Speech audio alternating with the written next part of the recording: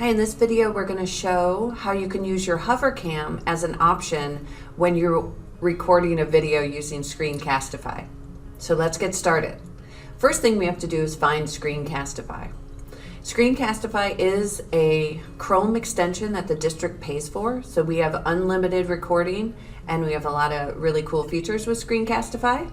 Up here are all of your Chrome extensions.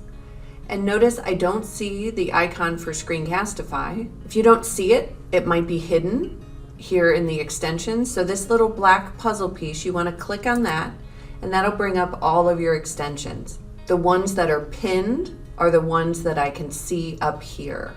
So I'm going to scroll down and I'm going to find Screencastify. And then right next to it, I'm going to pin it so that I can see it. So I'm going to pin it, and now Screencastify is right there. So here's the window. I'm already logged in to Screencastify. If you're not and you click this button, what it's going to do is it's going to ask you to give permission to use your microphone, give permission to use your camera, and all that good stuff. Now for this recording, we are not going to do browser, we're not going to do desktop, we're actually going to do webcam only. For this example, we are going to be reading a book to our class, and we want to have the book under the Hovercam. So we're going to have Hovercam only. The microphone, I'm going to actually use the Hovercam microphone and see how it sounds. So my Hovercam is this one right here, this AverVision. So I'm going to choose that. If you have another microphone that you want to use, you can select that. For this example, I just want to see how it sounds with the Hovercam microphone. So the camera, there's a little drop-down menu for the camera also. So if you drop it down, you have a choice of the Microsoft camera, which is the webcam, which would show your face, or you could do the Hovercam. So this is what my Hovercam is called. Your Hovercam might be called something different, but just look at the Hovercam and see what it's called. So this is mine. So I'm going to click on that and show more options. So take a look at that. And what that gives us is we have a countdown timer, and you can adjust that to whatever you need. All we need is the microphone and our hover camera, because we're going to be using those two things. And then the countdown, and then you can click record. So now we're going to switch screens, and I'm going to show you what it looks like as you're recording. Okay, so here's the book that we're going to read, Happy Little Accidents, The Wit and Wisdom of Bob Ross. At the bottom, you can see as I'm recording, so you can see it's recording by the little timer here at the bottom. I can pause the recording at any time, and I can stop it. When you stop it though, it does take you completely out of the Screencastify screen, and then it gives you the option to edit. So if you just need to clear your throat or something, I would suggest just pausing the video. And then when you're ready, click resume. Here's Happy Little Accent. So if I was reading this to my class so that I could maybe give it as an assignment or send it home for parents, or maybe you're doing a reading night at your school. So here's Happy Little Accident. So with my webcam, I can open it up and I can show the book. Sometimes you learn more from your mistakes than you do from your masterpieces. So words of wisdom from Bob Ross. And then you'd flip through, and you can of course adjust your Hovercam to, as it's best fit on the screen, but this is recording just the Hovercam. When you're all done, you're gonna click stop, and it's gonna bring up the editing screen. It might take a second, depending on how long your video is. When you're in the preview mode, it's always muted, which I don't really understand why it's muted like that.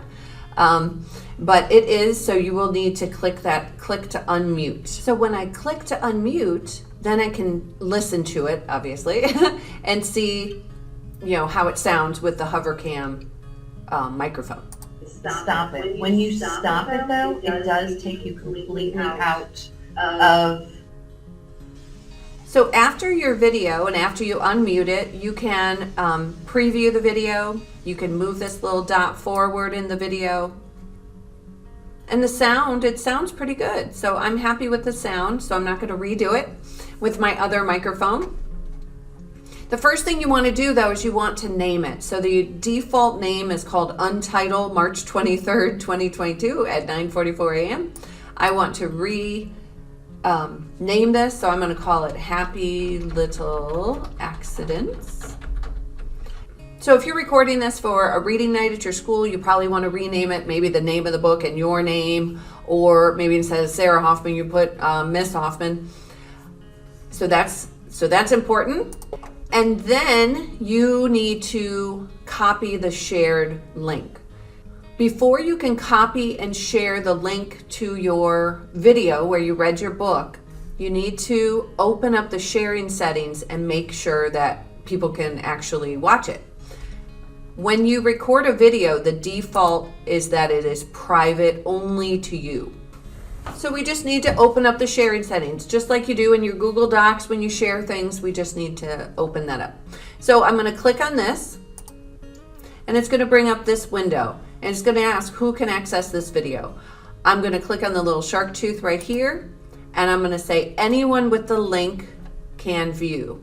So that just means no one can really search for it. They would have to have the link to view it. So I'm going to click that. Anyone with the link, I'm going to click save. And then I can go up here, copy the shared link. And let's say I have to drop it into a Google document or something, you could just then paste it. I'm going to paste it into the URL here, here, so you can see what it looks like. So this is what it looks like when you share. And then the families would just click that little play button, and the video would start for your families. And you might notice that there are options here to send the link to the video in an email. You can make a QR code. You can send it to your Google Classroom. You can share to Wakelet. There's also more options. You can also export the video. You can upload it to Edpuzzle. You can save it to Google Drive. I'm going to change this to unlisted in Google Drive, so that link, and then you could copy the Google Drive link. So there are a ton of options with Screencastify. I'm not going to get into all of this right now, but I will put a link to the training videos in the YouTube video information at the bottom. So if you see underneath the YouTube video, there's a short description. Click on the see more, and then you will see more. You will see the links to more training videos if you wanted to dig deeper into Screencastify. All right, thank you. Have a great day.